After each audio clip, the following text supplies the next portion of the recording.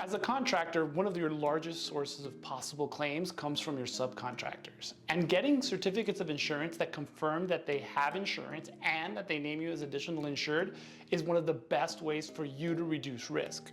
In order to do that, you need to have a certificate management system, which sounds fancy, but basically it's a process by which you're able to get a certificate of insurance that is in effect for the subcontractor when they are doing work for you.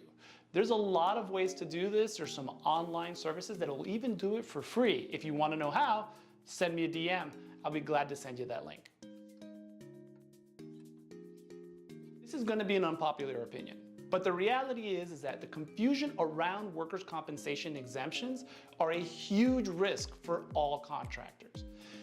Businesses don't quite understand that the exemption is only good for the individual listed on the exemption itself, for the business owner who is doing work themselves.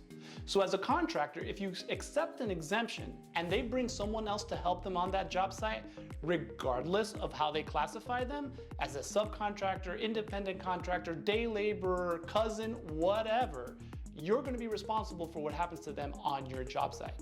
So to reduce that risk, only work with subcontractors that carry workers' compensation insurance.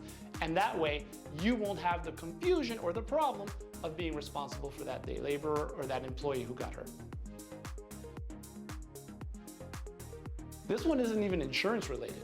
You need a good construction attorney. And notice the way that I said it, construction attorney, not your friend's cousin, sister's husband who happens to do family law and will be glad to look at that contract for you. No, you need someone who is experienced and understands that the contract in contractor is about the contracts that you're putting out for those projects and knows how to be able to go through them to protect you legally.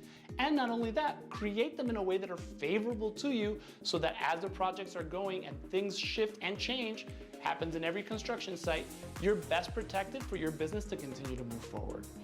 If you need a good construction attorney, definitely DM me. I've got a few I can go ahead and let you know about.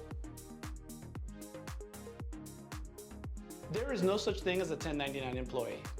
I'm going to say it again.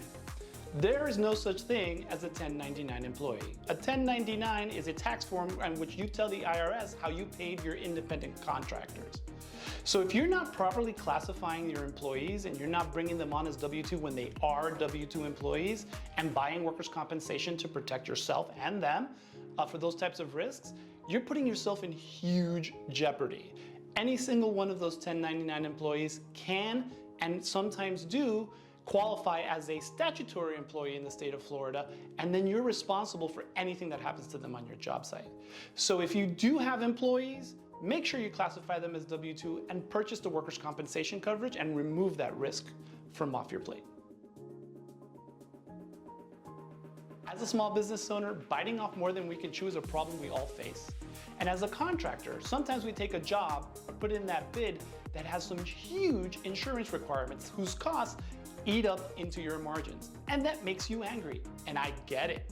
But the reality is that depending on the type of work that you do are going to be the complexities of insurance requirements that they come with, and those costs can be double, triple, quadruple, quintuple of what you're currently paying in insurance. And if you don't know what that is before you submit that bid, those insurance costs are just eating into your margins, which will leave you unsatisfied after having gotten that big project. So make sure you're aware of what those insurance requirements are before you submit the bid, so you're building in those costs and keep coming out of those projects profitable.